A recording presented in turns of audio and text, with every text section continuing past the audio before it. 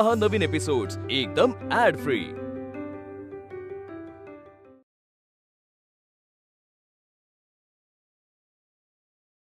कुठलाही सेनानी बघा, जेव्हा ते सशस्त्र होते तेव्हाच विजय प्राप्त झाला। शस्त्रे घडवतात ती फक्त युद्धे, या उलट शास्त्र नवी दृष्टी, जगण्याचे नवे आयाम देतात। शस्त्रे प्राण घेतात, शास्त्र जीवन घडवतं। शस्त्राची ताकदच ही आहे की आपल्या हाती शस्त्र असेल तर कुणीही आपला आवाज दाबू शकत नाही। शास्त्र हाच असा आवाज आहे जो जगण्याची दिशा ठरवतो। आगरकर बुवा, समोरून एखादा शत्रू चालून आला आणि तो तुमचा जीव घेणार असेल तर जिवंत राहण्यासाठी काय काम येईल सांगा पाहू? तुमचे हे शास्त्र का हाती असलेले शस्त्र?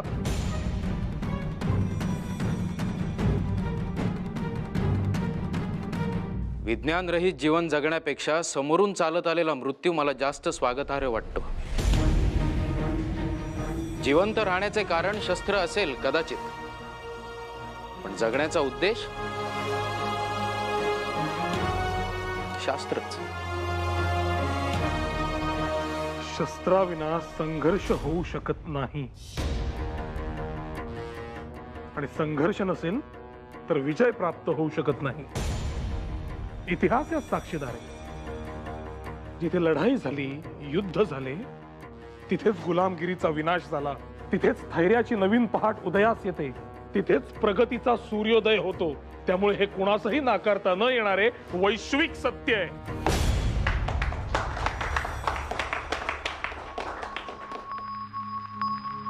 कर्वे, हा आहे आपल्या बळवंताचा अंतिम घाला।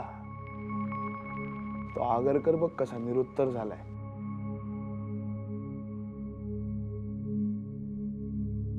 आगरकर, यावर काही प्रतिवाद आहे का?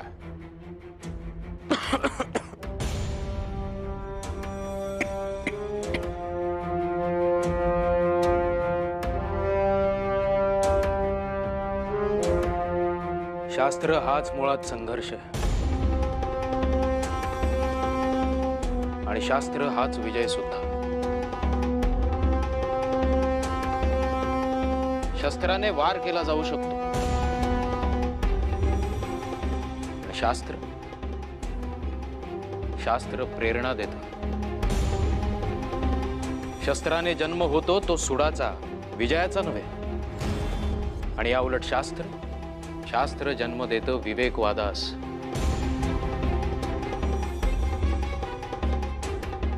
शास्त्राची बैठक ही विचारांची बैठक असते। शास्त्र समाजातील सर्व घटक समजून घेते, अगदी प्रांजळपणे। त्याच्या दृष्टीने कोणी चूक नाही आणि कोणी बरोबर नाही। आणि सगळ्यात शेवटी एवढेच सांगतो बळवंतराव, शास्त्र हेच शस्त्र आहे। असं शस्त्र जे ते कोण वापरतं त्यावर अवलंबून असते की ते वरदान ठरते का शाप। आणि म्हणूनच ती बुद्धी कशी वापरली जावी याचं उत्तर देखील शास्त्रच। हे नाकारता न येणारं मानवी सत्य आहे।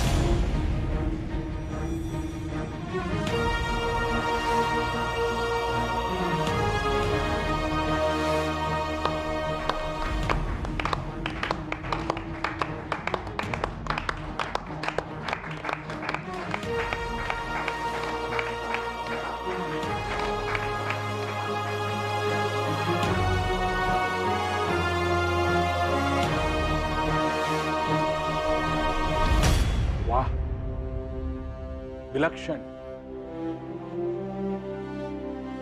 फारच सुरेख। थेट विचार, वाद, प्रतिवाद सारच विलक्षण।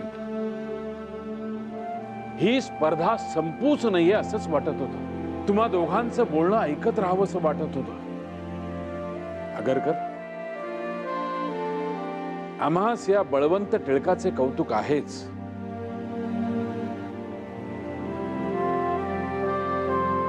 पण आज या शेरास तू 1.25 शेर ठरलास। आम्हास तुझाही अभिमान वाटतो. घे.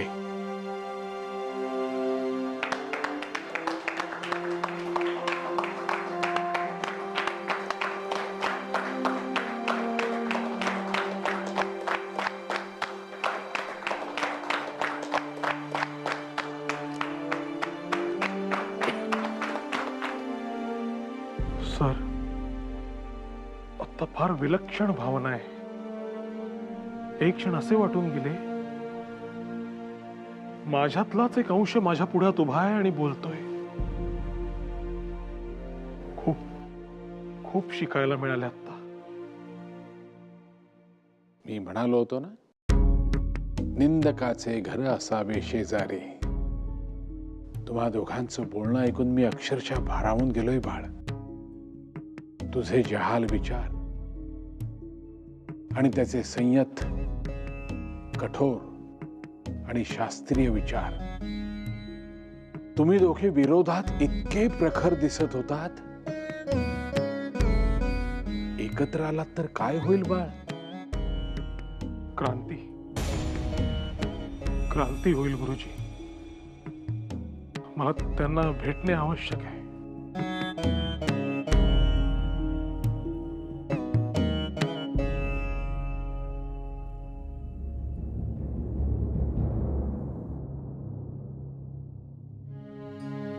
किती दिवसांनी मी अशा व्यक्तीस भेटलो ज्याच्याबद्दल प्रतिस्पर्धी असून देखील निसंकोच आदर वाटला.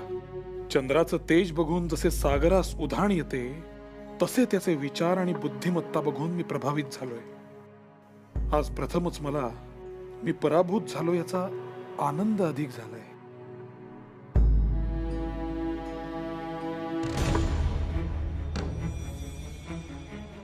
हे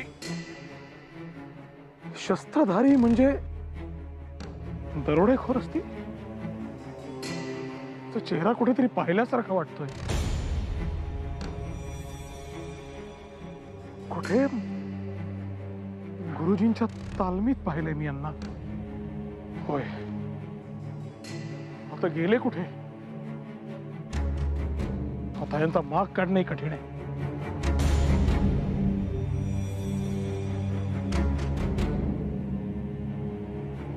आजवर ज्या पुणे शहरात साध्या चोरीची वार्ता ऐकणं दुरापास्त होतं, तेथे आज सर्रास दरोड्यांच्या बातम्या कानावर येत आहेत. माणसं स्वतःच्या घरात देखील सुरक्षित नाहीत. हे असं भयाचं वातावरण या शहरानं यापूर्वी कधीही अनुभवलेलं नव्हतं. इतके कठोर प्रशासक असून देखील आज आम्हा जनतेला तळ्यातील गणपतीला साकडं घालावं लागतंय. आता यावर उपाय काय हे कदाचित येणारा काळच ठरवेल. तंतोतंत खरं आहे हो. अगदी आमच्या सगळ्यांच्याच मनातले विचार आहेत. आज जिथे जाऊ तिथे या दरोड्यांची चर्चा होते. कोण कुठले लोक येथे, कुठली टोळी, काय यांचे उद्देश असतील, काहीही कळायला मार्ग नाही. बरं मी काय म्हणतो, या भयासुराच्या छायेमध्ये आपण किती काळ जगायचं? बरं हे शासक यांनी काही करायला नको? गोविंदराव, अहो आमचं तेच तर म्हणणं आहे. शासक हा आपला पालक सुद्धा असतो हे या सरकारला समजणार कधी? तुम्ही आमच्यावर राज्य करता म्हणजे आमची सुरक्षितता, आमची जपणूक करणं ही तुमचीच जबाबदारी नाही का? अगदी स्पष्टच सांगायचं झालं तर हे गोरे आपल्याला लुटत आहेतच. आणि त्यात आता या दरोडेखोरांची भर पडली. आपली पिळवणूक काही थांबत नाही बघा. खरंय. अहो माझ्याच ओळखीचे 3 धनिक आहेत, त्यांच्या घरी दरोडे पडले. घर पूर्ण धुवून नेलं तरी पोलिसांना दरोडेखोर काय, दरोडेखोराचं नख सुद्धा सापडलं नाही. काय सांगणार आता? नाही, हे प्रकरण जर असंच वाढत गेलं ना तर खूप मोठी नामुष्की होणार आहे गोऱ्यांची. गोविंदराव, तुमचा मुद्दा चूक नाही. हे गोरे खरोखरच जर इरेला पेटले तर अगदी पाताळात जाऊन या दरोडेखोरांना शोधून काढतील आणि संपवून टाकतील त्यांना. हे सर्व जर गुरुजींच्या कंपूद्वारे घडत असेल तर त्यांच्या जीवास धोका आहे. परंतु ते हाच मार्ग का निवडतायत? अरे बाळ, अरे तू कधी आलास? आत्ताच. तुमचेच संभाषण ऐकत होतो, परंतु विषय गंभीर चालला होता म्हणून म्हटले मध्ये नको बोलूया.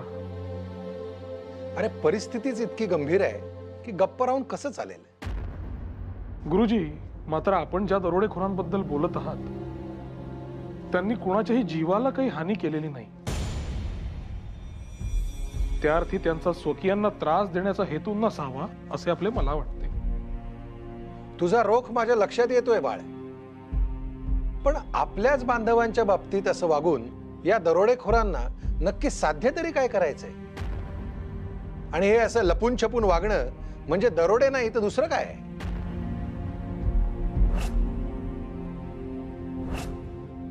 तरीच आता येताना मला वाटेत एक व्यक्ती दिसली. तिने स्वतःचा चेहरा काळ्या घोंगडीत झाकला होता, मात्र जेवढा चेहरा दिसला तो ओळखीचा आहे की काय असे आपले मला वाटले. बरं, त्या घोंगडीत त्यांनी बंदूकही लपवली होती. अरे बापरे, तुला कुठे इजा तर नाही ना झाली? नाही नाही, मला काहीच इजा झाली नाही. नेमकं कुठं पाहिलं होतंस तू त्यांना?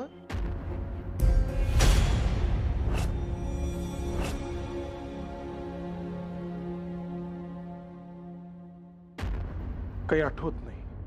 बघितलंत, आता ही दरोडेखोर मंडळी सर्रास रस्त्यावर फिरायला लागली आहेत. काय आता करायचं तरी काय यांचं? आपण काय करणार? आपण केवळ काळजीच घेऊ शकतो. बाकी सर्व लक्ष्मी केशवाच्या हाती. असो, मी आता निघतो. मला हा लेख आता जमा करायला हवा. चल बाळ, निघतो मी. चला, मी येतो आपणास सोडायला.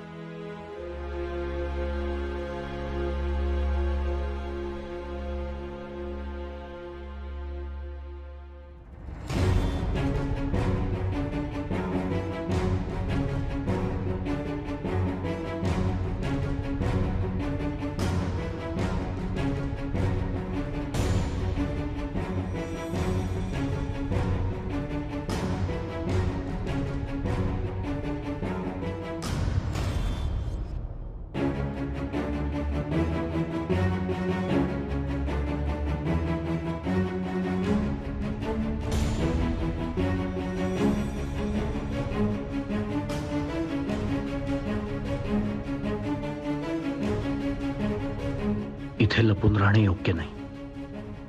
सुरक्षित ठिकाण शोधावं लागेल, नाहीतर नक्कीच पकडले जाऊ.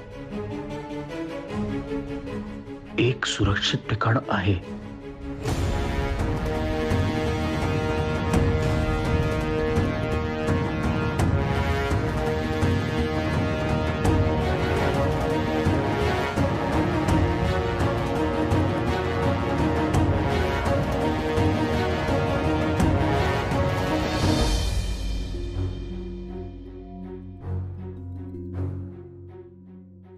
माझे एक मन मला हे सांगते की तो माणूस गुरुजींच्या कंपू मधलाच आहे. पण तसे असेल तर तो लपून छपून का जात असावा? तिथे तर कोणी इंग्रज देखील नव्हते. आणि दुसरे म्हणजे जोशी काकांनी शहरात घडत असलेल्या या दरोड्यांबद्दल जे त्यांच्या लेखात लिहिलंय त्यावरून हेच जाणवते की लोकांच्या मनात गुरुजींबद्दल चुकीचे मत तयार होते.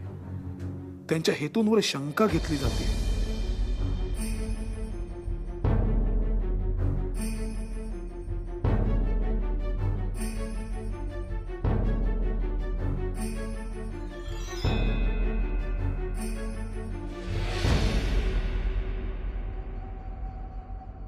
काहीतरी बिनसलंय नक्कीच. धड जेवले सुद्धा नाहीत. आत्ता देखील अस्वस्थ वाटतायत. नेमकं काय खुपतंय सांगा तरी. पण असे स्वतः शांत राहून आम्हाला शिक्षा नका देऊ बाई. अहो हे काय, पाणी प्यायलातच नाहीत? दररोज अख्खा तांब्या भरून पाणी संपवता, आज घुटभर सुद्धा पाणी प्यायला नाहीत. अहो सावकाश, ठसका लागेल. आणि आज जेवला सुद्धा नाहीत पोटभर. तुम्हाला आवडते म्हणून शिकरण केली तर 2 पोळ्या खाऊन उठलात पानावरून. तुमचा आहार माहित नाही का मला? काय चालू आहे मना? मला सांगा तरी किमान. भामे, माझ्या मनात नेमकं काय काय चाललंय मी कसे सांगावे तुला. कल्लोळ, वादळ, काहूर सगळं एकत्र चाललंय. आणि त्यात माझी झालेली अवस्था म्हणजे कसे समजावे तुला हे.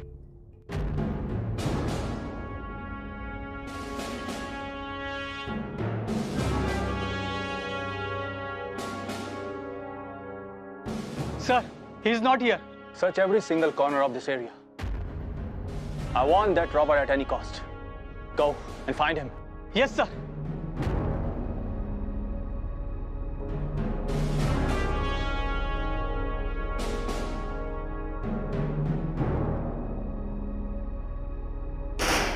अहो, काय होतंय हे? कसला आवाज हा? थांब, मी जाऊन पाहतो, तू आज जा. नाही नाही, मी नाही जाऊ द्यायची तुम्हाला. बाहेर बंदुकांचे आवाज येत आहेत. मला काहीही होणार नाही, तू आज जा. ते काही नाही.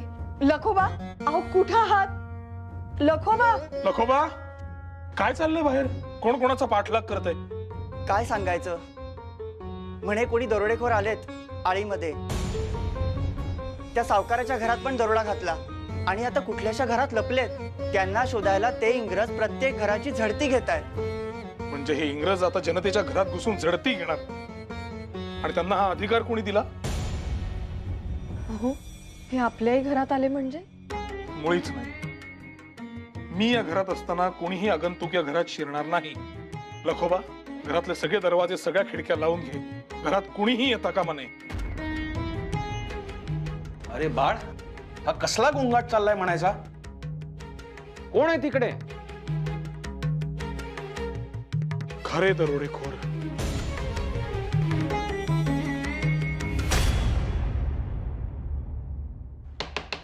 Open the door.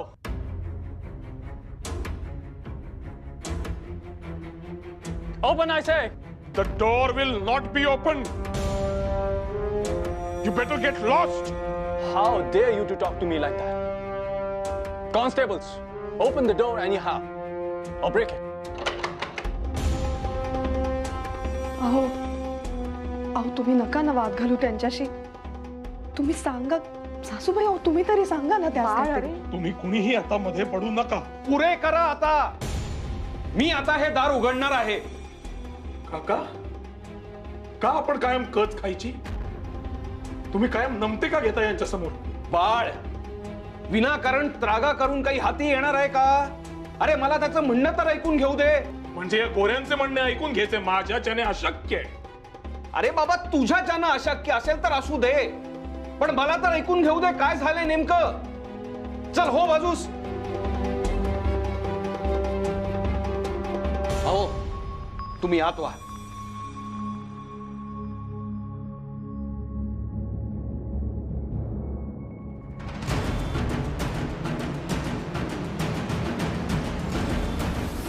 Mr. Govind,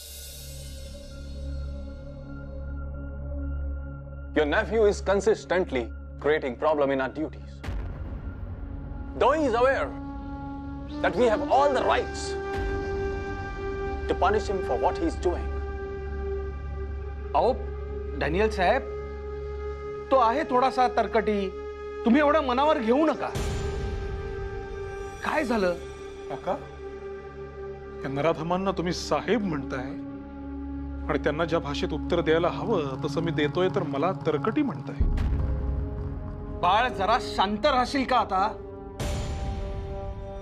Daniel साहेब, नेमकं काय झालं ते जरा स्पष्ट सांगाल का? Sure. We are searching for a robber, and we have a guess. He must be hiding somewhere in this premise.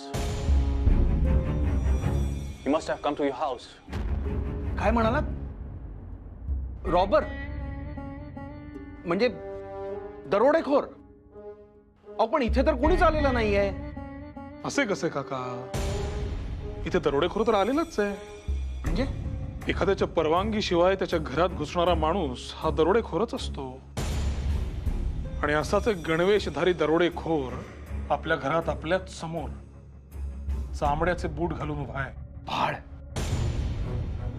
One more word from your mouth, and I'll show you the power of British rule.